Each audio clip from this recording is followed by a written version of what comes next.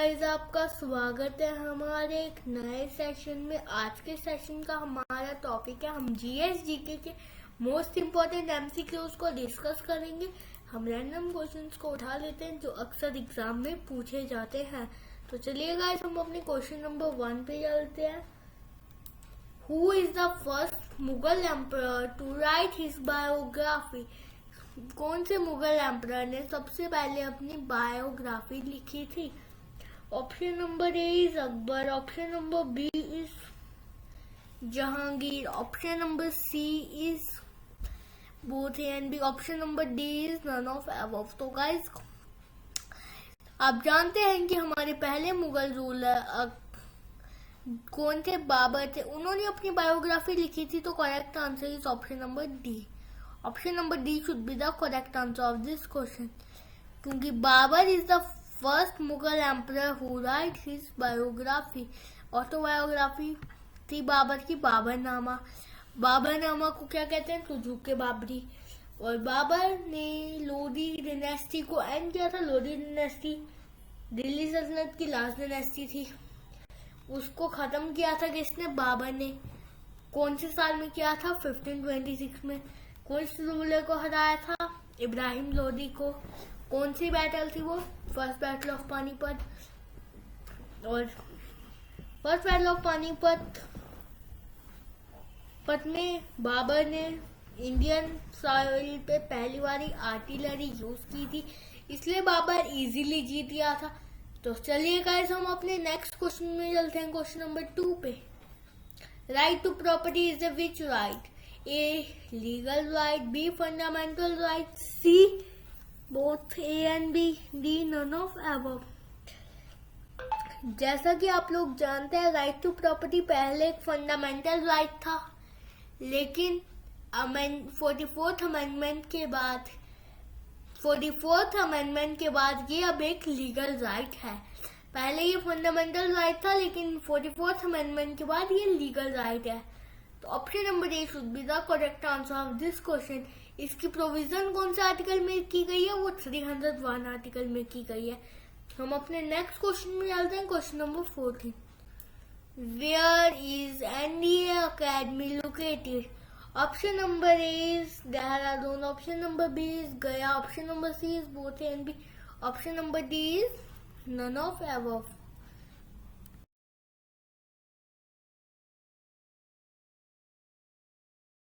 तो guys, correct answer of this question is Pune.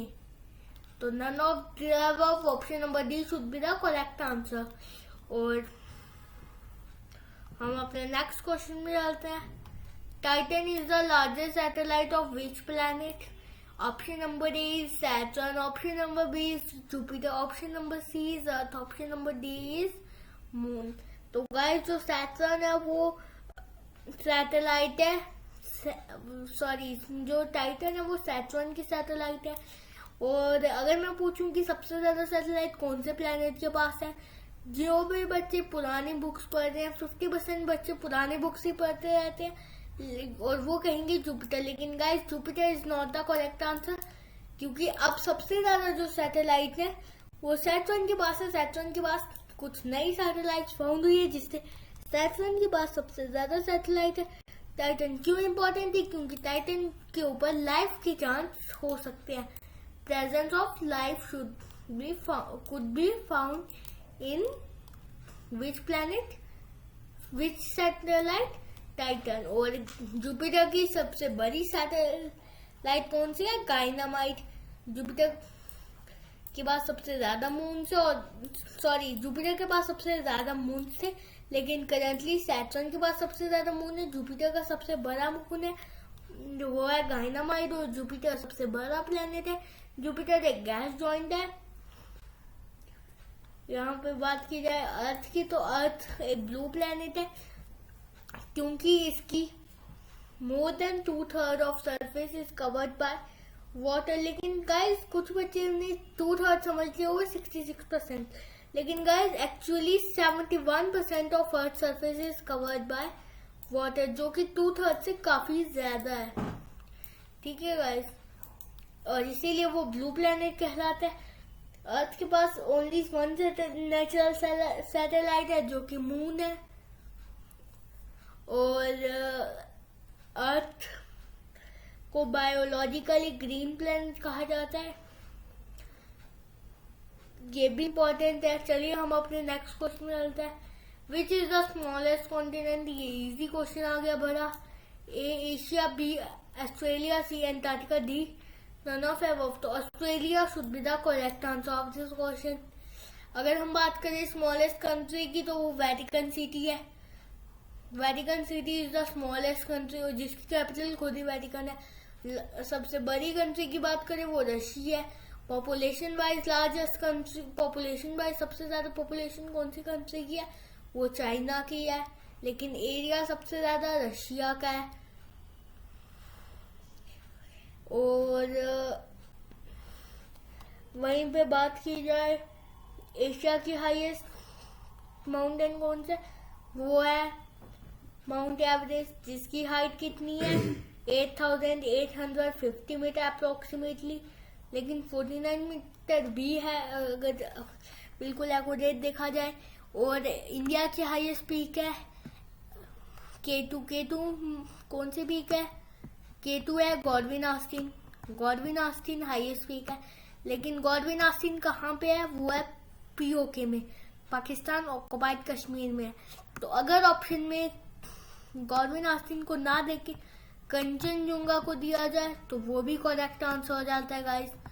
और अगर हम बात करें एल्टीट्यूड की, what is the height of, किसकी हाइट पूछ रहा हूं मैं?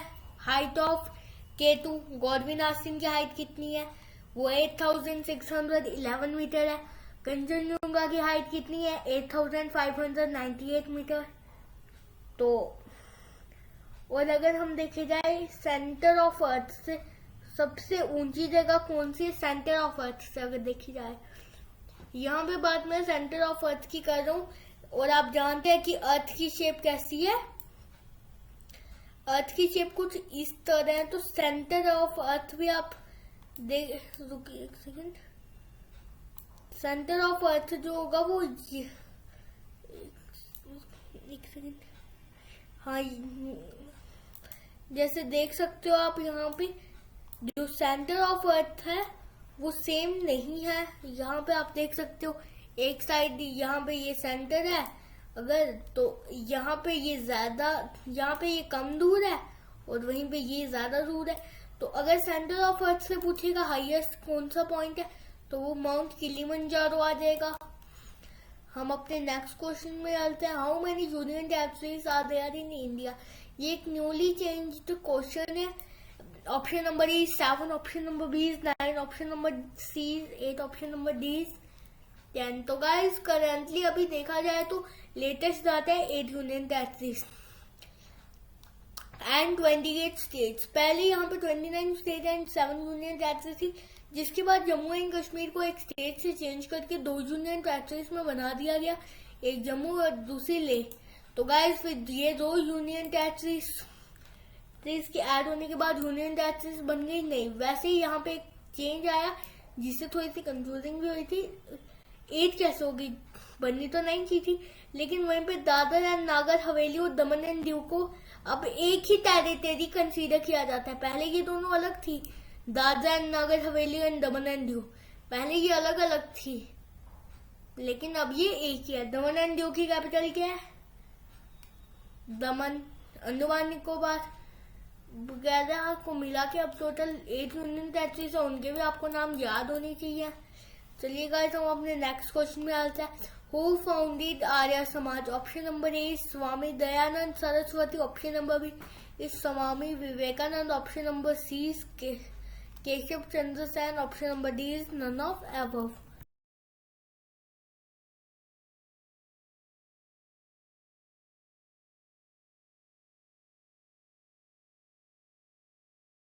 देख लो।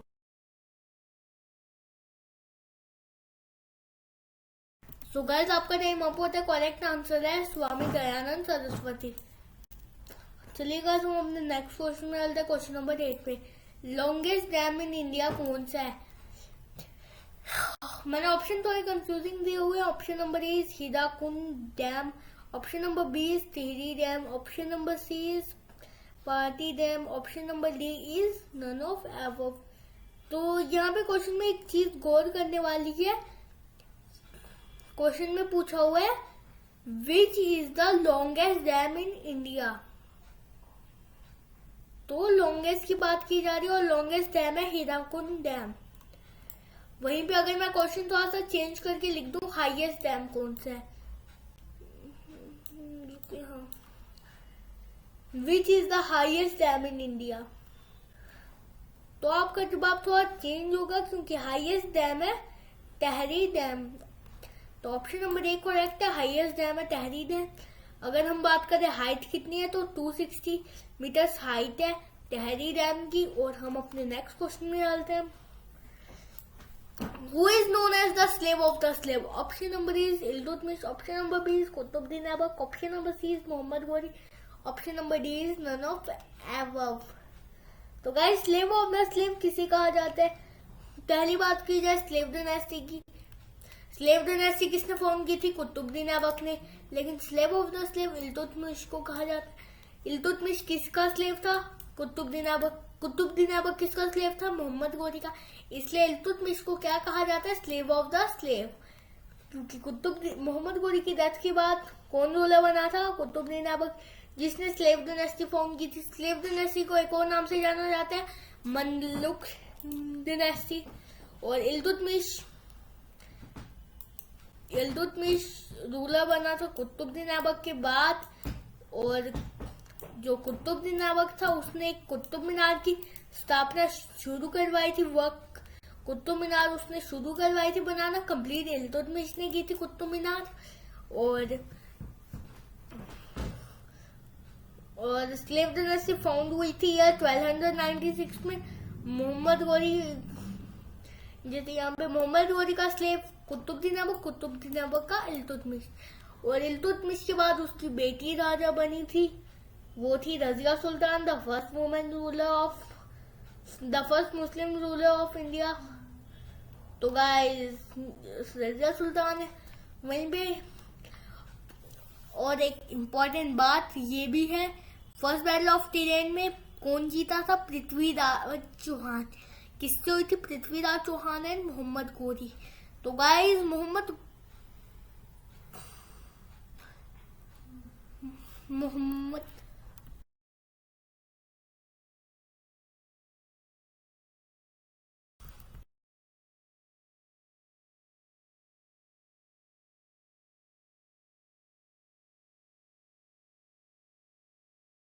लेकिन गाइस सेकंड बैटल में अगले ही साल, पहली बैटल कौन से ईयर में हुई थी? 1191। सेकंड बैटल कौन से ईयर में हुई थी? 1192। सेकंड बैटल में जीत गया था, कौन जीता था? कोई बताएगा? जीता था मोहम्मद गौरी। ठीक है गाइस, हम अपने क्वेश्चन नंबर 10 में, what is the minimum temperature? Minimum temperature कितना है? A 0 degree Celsius, B -273 degree Kelvin, option number C 0 degree Fahrenheit, option number D 0 degree Kelvin. यहाँ पे ऑप्शन नंबर ई भी मैं आपको दे देता हूँ ताकि काफी बच्चे कंफ्यूज हो जाएंगे कि there is no limited minimum temperature. Option number E ये है कि कोई भी लिमिटेड टेम्परेचर नहीं है मिनिमम। तो कुछ बच्चे ई करेंगे, बचे हुए यहाँ पे बी में कंफ्यूज हो जाएंगे। लेकिन करेक्ट आंसर है ऑप्शन नंबर डी। क्यों? क्योंकि 0 डिग्री केल्विन किसकी वैल्यू के इक्वल है? 273 डिग्री सेल्सियस। 273 डिग्री सेल्सियस और -273 डिग्री 0 केल्विन -273 डिग्री सेल्सियस के इक्वल है। तो सेल्सियस और केल्विन भी ध्यान रखना। और केल्विन स्केल भी लगभग सेल्सियस स्केल की तरह होते हैं। आप इजीली कन्वर्ट कर सकते हैं केल्विन को सेल्सियस से। बस अगर आपको सेल्सियस में 273 प्लस करने और केल्विन से 273 माइनस करने, इजीली चेंज कर पाएंगे आप। ठीक है गाइस, तो guys option number D is the correct answer, क्योंकि 0 डिग्री केल्विन से नीचे कभी जा ही नहीं पाए अभी तक के साइंटिस्ट, तो इसे मान लिया गया minimum temperature. What are the blood groups of human? Option number A is A, B, C, D is. Option number B is A, B, A, B, O. Option number C is A, B, B, C, A, O. तो ये बड़ा easy question है. Option number B is the correct answer. A B और O. ओ जो है वो universal donator है, लेकिन ए बी यूनिवर्सल रिसीवर है. जो ओ है वो हर एक को ब्लड दे सकता है, लेकिन ले सिर्फ ओ का सकता है. लेकिन वहीं पे ए बी ब्लड ग्रुप है, वो दे सिर्फ ए बी को दे सकता है, लेकिन ले हर एक ब्लड ग्रुप का ब्लड ले सकता है. ठीक है guys. Number of electrons in an atom is known as. Option number A is atomic mass. Option number B is atomic number. Option number C is both A and B. Option number D is none of above. तो number of atom electron in an atom वो हो गया atomic number. और electron, neutron, proton atom के 3 parts है जो आपको पता होने चाहिए. बाद में कभी इसे डिस्कस करेंगे. अभी हम अपने नेक्स्ट क्वेश्चन में आते हैं. What is solid carbon dioxide? Solid carbon dioxide क्या है? Option number A is dry ice. Option number B is electric motor. Option number C is hemoglobin. Option number D is none of above. तो जो solid carbon dioxide है वो है dry ice. Dry ice is solid carbon dioxide. चलिए हम अपने question number 14 में चलते हैं. Device to convert electrical energy into mechanical energy. यहाँ पे ध्यान रखिए, electrical energy to mechanical energy कौन सा डिवाइस होता है? तो वो होता है इलेक्ट्रिकल मोटर. अब इलेक्ट्रिकल मोटर मतलब जो मोटर्स जिनसे कार चलती है, सेल होती है, इलेक्ट्रिकल एनर्जी उसे कन्वर्ट करके घूमता है जो टायर, वो हो गया मैकेनिकल एनर्जी. तो B is the correct answer. Oxygen carry that pigment in the blood is known as. तो वो होता है haemoglobin. Option number C should be the correct answer of this question. चलिए गाइस हम अपने क्वेश्चन नंबर 16 में चलते हैं. How many Vedas are there? कितने वेदास हैं? तो कुल मिला के option number A is 1 Veda. Option number B is 2 Veda. Option number C is 3 Veda. Option number D is 4 Veda. तो कुल मिला के 4 वेद है. ऋग्वेदा, अथर्ववेद, यजुर्वेद एंड सामवेद. तो ओल्डेस्ट वेद है ऋग्वेदा, जो कि कोई अप्रोक्सीमेटली 1500 BC का था ऋग्वेदा. और अपने नेक्स्ट क्वेश्चन में चले जाते हैं. अभी क्वेश्चन नंबर 17 में how many hums are there in. कितने हम्स है? A is 1000 hums. Option number B is 1028 hums. Option number C is 1032 hums. तो there are mainly total 1028 hums. Option number B is correct answer. Guys हम अपने question number last question पे चलते हैं. Question number 18. Who give the slogan Delhi चलो? दिल्ली चलो का slogan किसने दिया था?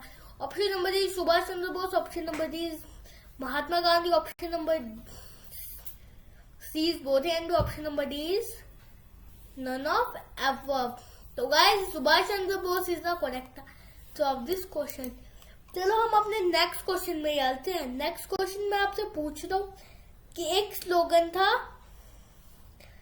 कौन सा स्लोगन की बात करूं मैं?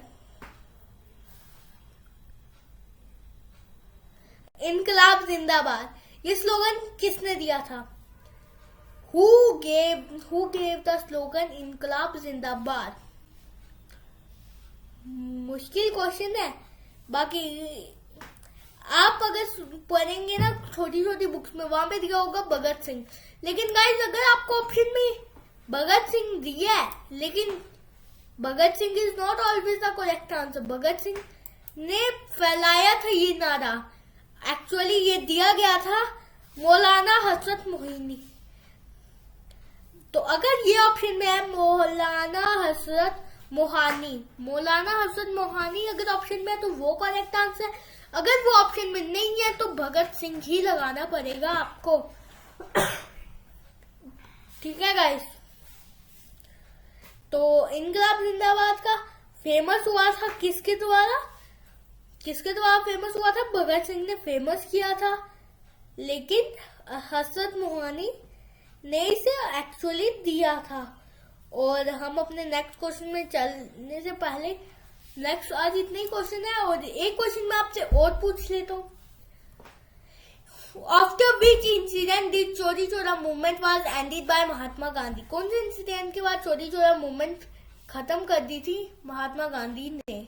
तो चोरी चोरा क्विट इंडिया मूवमेंट उन्होंने महात्मा गांधी ने खत्म कर दी थी चोरी चोरा इंसिडेंट के बाद। चोरी चोरा इंसिडेंट में क्योंकि सिविल डिसोबीडियंस मूवमेंट क्यों स्टार्ट हुआ था? गांधी जी ने 100 लॉ ब्रेक किया था, तो फिर जो लोग थे वो भी लॉ ब्रेक करने लगे और उतने में चोरी चोरा इंसिडेंट हुआ था जिसमें पुलिस वाले को जला दिया गया था। तो इसलिए गांधी जी अहिंसा की ओर थे, तो उन्होंने ये खत्म कर दिया था। Thank you, thanks for watching. हमने पूरी हिस्ट्री भी कवर की हुई है।